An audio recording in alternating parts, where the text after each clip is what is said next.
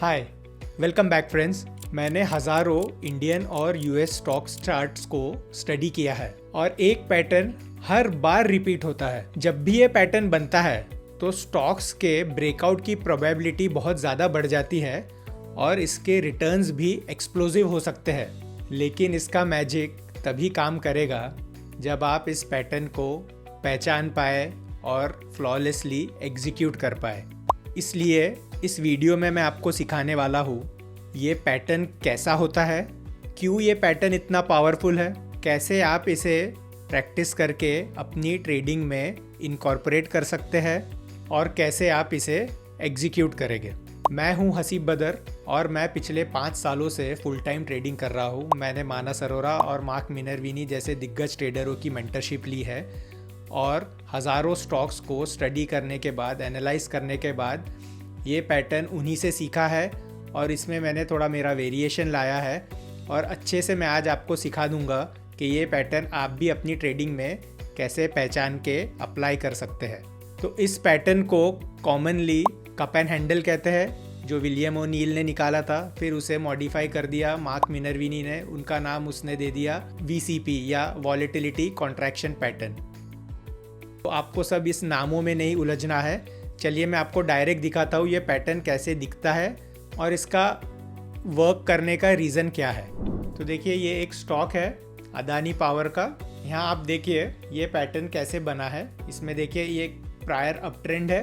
यहाँ पे आप देखेंगे ये नॉर्मली आपको दिखेगा 20 to 60% की रेंज में, उसके बहुत ऊपर निकल जाता है तो उसे बहुत एक्सटेंडेड स्टॉक भी कहते हैं। तो यहाँ आप चेक करेंगे हम, ये देखिए आप देखिए 60% की रेंज में है ये स्टॉक। उसके बाद इसमें ऐसा होगा कि स्टॉक एक अप ट्रेंड के बाद एक करेक्शन देता है। तो ये जो आपको पीली लाइन दिख रही है वो है 20 मूविंग एवरेज के। तो देखिए उसके नीचे ये आ गया और देखिए एक ऐसा कप बनाता है, ठीक है। उसके प्रायर हाइज पे आएगा जहाँ से वो करेक्शन देना स्टार्ट किया था और उसके बाद वो दोबारा नीचे जाएगा और फिर एक टाइट रेंज में रुक जाएगा। तो अब ये क्यों ऐसा होता है, तो इसका लॉजिक ये है कि ये एक अप ट्रेंड था, उसके बाद स्टॉक ने यहाँ पे एक हाई रेंज बनाया जहाँ से वो करेक्शन में आ गया। तो अब जो लोग इस लेवल पे अटक गए हैं या जिन्होंने वहाँ पे ख़रीदा था वो बेच नहीं पाए हैं, तो जब ये प्राइस वापस वही लेवल्स पे आ जाता है तो वो सब लोग उसमें से निकलने की कोशिश करते हैं। लेकिन अब क्या होता है कि सब लोग अलग अलग रीज़न से स्टॉक्स को खरीदते हैं। कोई लीवरेज पे लेता है, कोई मार्जिन पे लेता है, कोई इंट्राडे के लिए लेता है, कोई पोजिशनल ट्रेडिंग लेता है, कोई स्विंग खेलता है, कोई लंबा इन्वेस्टमेंट के हिसाब से लेता है। तो सबके अलग अलग कारण है इसको बाय करने के लिए। तो क्या होता है कि जब ये प्राइस यहाँ पे आने के बाद करेक्शन देना स्टार्ट किया तो बहुत लोग, किसी का स्टॉप लॉस हिट हो जाएगा ये लेवल्स पे, तो किसी का पेशेंस ख़त्म हो जाएगा ये लेवल्स पे, तो किसी को बहुत बड़ा नुकसान हो जाएगा इस लेवल्स पे, तो सब लोग एग्जिट करना स्टार्ट कर देंगे। तो क्या होगा, स्टॉक करेक्शन देने के बाद ऊपर आएगा क्योंकि यहाँ पे सप्लाई ख़त्म हो गई है उसकी। यहाँ पे हम मानेंगे कि इसकी अब सप्लाई कम हो गई है, जो आपको यहाँ वॉल्यूम में भी दिखेगा। ये देखिए वॉल्यूम भी पूरा यहाँ पे ड्राई हो गया है, ठीक है। अब ये स्टॉक में दोबारा बाइंग आई या सेलर्स कम हो गए तो स्टॉक का प्राइस दोबारा ऊपर आ गया। अब इमीडिएटली यहाँ पे जो लोग फंसे थे उन्हें फिर मौका मिला कि चलिए हम यहाँ से एग्जिट कर लेते हैं क्योंकि उनका प्राइस आ गया। तो ये स्टॉक फिर दोबारा नीचे आने चालू हुआ। तो अब ये देखिए पहले यहाँ थोड़ा वॉल्यूम हाई था और बाय द टाइम वो नीचे आया तो ये देखिए यहाँ पे बिल्कुल एक छोटा सा कैंडल बन गया है, यानी वॉल्यूम बिल्कुल ही लो हो गया। तो ये सिग्निफाई करता है, या हम इसको ऐसा अज्यूम करके चलेंगे कि अब सप्लाई या सेलिंग कम हो गई है क्योंकि प्राइस भी एक कम रेंज में आ गया। इसके पहले तो प्राइस यहाँ से पूरा यहाँ तक नीचे आया था, अब सिर्फ प्राइस यहाँ से सिर्फ यहीं तक नीचे आया है। तो इसका ये मतलब निकलता है कि सेलिंग कम हो गई है। अब हमें मान के चलेंगे कि अगर थोड़ा भी इसमें डिमांड आ जाएगा तो स्टॉक प्राइस ऊपर जा सकता है। तो देखिए इसमें एग्जैक्टली वही हुआ। जैसे ही इसमें ये वॉल्यूम्स आने चालू हुए वापस, तो देखिए प्राइस ने एक अच्छा खासा अप मूव दिया और ये अगर आप देखेंगे तो ये यहाँ पे ऑलमोस्ट 45% का मूव दिया है स्टॉक ने। तो हम दूसरा भी एग्जांपल देखते हैं, उसमें भी देखते हैं क्या ये सब कॉमन पैटर्न्स या सब यही चीज़ें इसमें मौजूद है या नहीं। तो ये देखिए एक स्टॉक है BLS इंटरनेशनल का,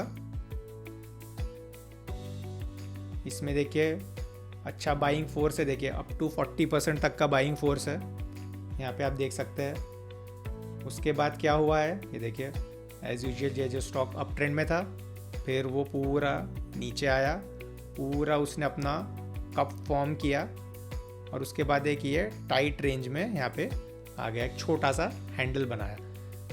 इसका थोड़ा वेरिएशन आप ये भी देख सकते हैं कि उसने ये पूरा कप फॉर्म किया, उसके प्रीवियस हाइस पे आया जहाँ से करेक्शन देना स्टार्ट किया था, थोड़ा ऊपर गया, फिर वो नीचे आ गया और ऐसा हैंडल बना दिया।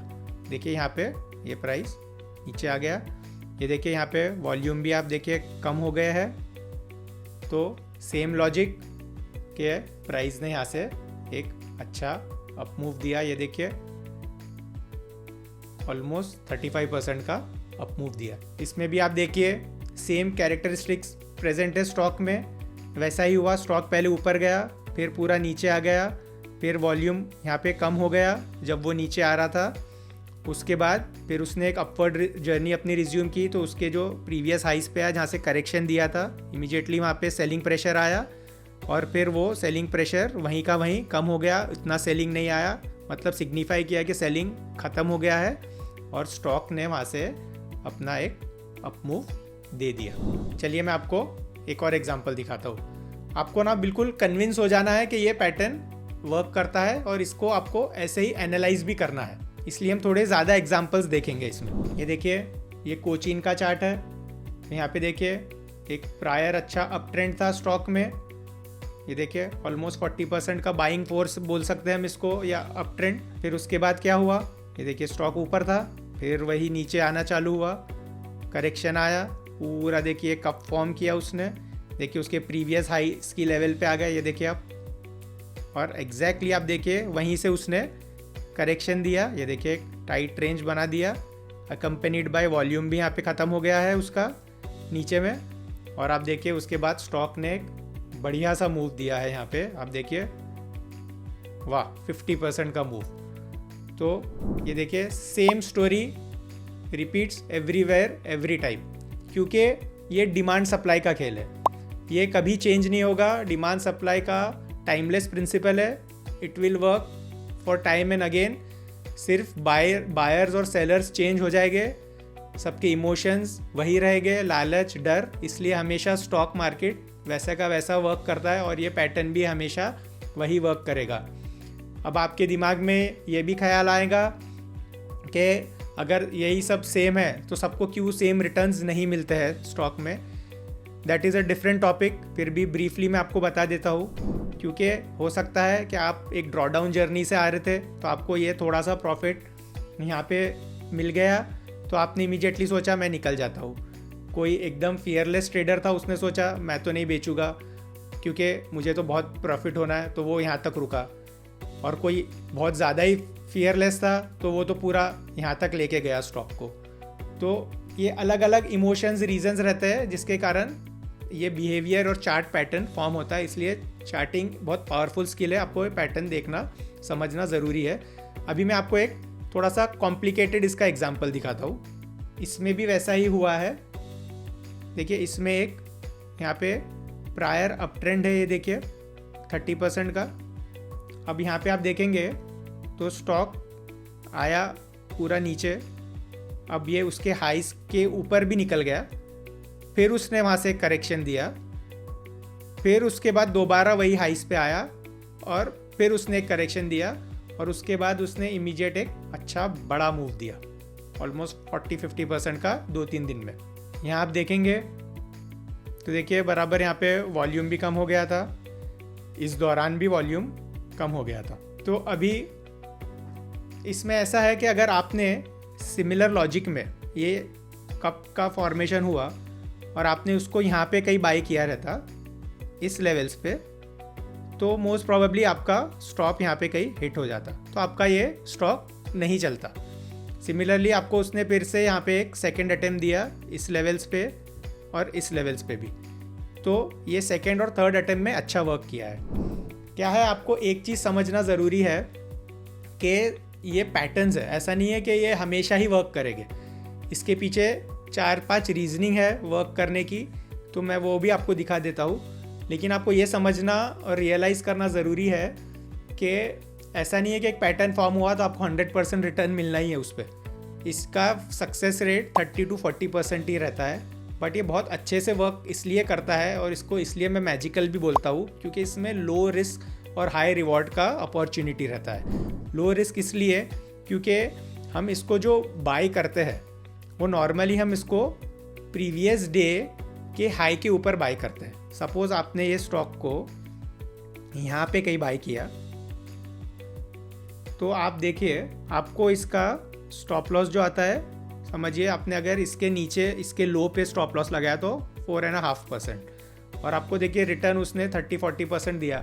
एवरेज ये 20-30% का रिटर्न आपको इसमें मिलता है। तो अगर आपको 2-3-4% के स्टॉप लॉस पे 20 से 40% का रिवॉर्ड मिलता है, तो आप ही बताइए ये कितना फेवरेबल और प्रॉफिटेबल पैटर्न है ये।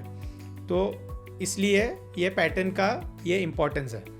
अब लेकिन आपको साथ में एक चीज़ रियलाइज़ करना बहुत ज़रूरी है कि ये पैटर्न हमेशा और कभी भी वर्क नहीं करेगा। आपको एक कॉमनैलिटी में दिखा देता हूँ कि जब भी इंडेक्स 10 और 20 मूविंग एवरेजेस के ऊपर ट्रेड कर रहा है तब ये पैटर्न बहुत अच्छे से वर्क करता है। ऐसा नहीं कि नीचे में नहीं करेगा, लेकिन इसकी प्रोबेबिलिटी तब ज़्यादा बढ़ जाती है। तो जब इंडेक्स 10 और 20 के नीचे चल रहा है तो आपको इस मार्केट से दूर रहना, ये पैटर्न को ट्रेड नहीं करना है, क्योंकि प्रोबेबिलिटी या चांसेस ऐसे है कि ये वर्क नहीं करेगा। अच्छे मार्केट में भी ये कम ही चलेगा, मतलब ऐसा नहीं कि 100% चलेगा, लेकिन 50-60% टाइम चलने की प्रोबेबिलिटी इसकी रहती है। लेकिन बुरे मार्केट में तो बहुत कम हो जाती है, क्योंकि ये पैटर्न बहुत फिर फेलियर प्रोन हो जाता है, क्योंकि इसमें इंस्टीट्यूशन या बाइंग फोर्स जो बायर्स है, इंस्टीट्यूशन की बाइंग जो लगती है वो ज़रूरी रहती है, वो अच्छे मार्केट में आती है, बुरे मार्केट में नहीं रहती। इसलिए ये बुरे मार्केट में वर्क नहीं करता है। तो ये देखिए आप यहाँ पे अगर आप इसका एग्जांपल देखेंगे तो ये है यहाँ पे ये जुलाई 24, और यहाँ पे आप अगर देखें इंडेक्स को तो ये देखिए बराबर ये 10 और 20 के ऊपर अभी चल रहा है। जो हमने पहले भी एग्जांपल देखे, जैसे ये अदानी पावर का देखा था हमने एग्जांपल, तो आप ये देखिए ये टाइम पे ये स्टॉक का ये 24 नवंबर का पीरियड है, और ये देखिए यहाँ पे इंडेक्स भी 10 और 20 के ऊपर है। तो आप ये बाकी भी आप भी स्टडी कर सकते हैं, मुझे यहाँ पे सब एग्जांपल्स दिखाने की ज़रूरत नहीं। आप जाइए हिस्ट्री में स्टॉक एनालिसिस कीजिए, देखिए जैसे मैंने आपको स्टडी करके बताया। तो आपको ये 2-3 चीज़ें इसमें ध्यान रखनी बहुत ज़रूरी है कि एक तो इंडेक्स 10 और 20 मूविंग एवरेज के ऊपर चल रहा है, तभी आप ये पैटर्न को ट्रेड कीजिए, प्रोबेबिलिटी ज़्यादा फेवर में रहेगी। और जैसा मैंने आपको समझाया आप उस तरीके से उसे ट्रेड करने की, एनालाइज करने की कोशिश कीजिए। देखिए वॉल्यूम बराबर कॉन्ट्रैक्ट हुआ है कि नहीं जब आप बाय करने वाले हैं, और प्रीवियस डे के हाई के ऊपर उसे प्रिफरेबली बाय कीजिए।